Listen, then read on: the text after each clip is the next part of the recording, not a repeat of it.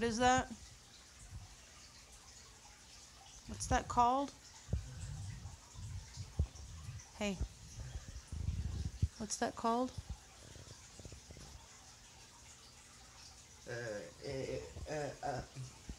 I'm doing the loud cluck to scare my enemies away from me.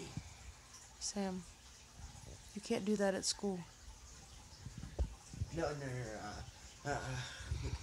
Like I don't want to be in trouble. I can't be in trouble. I'm not gonna get in trouble for doing that kind of superpowers. I will just save.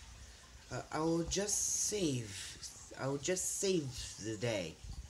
I will just save every day. I love you, son.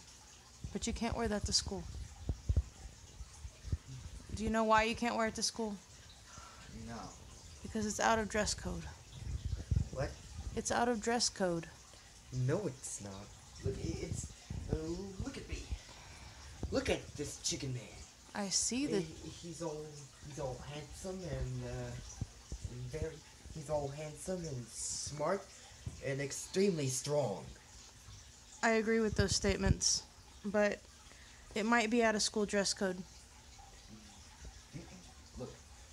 Look, I believe that you have been mistaken.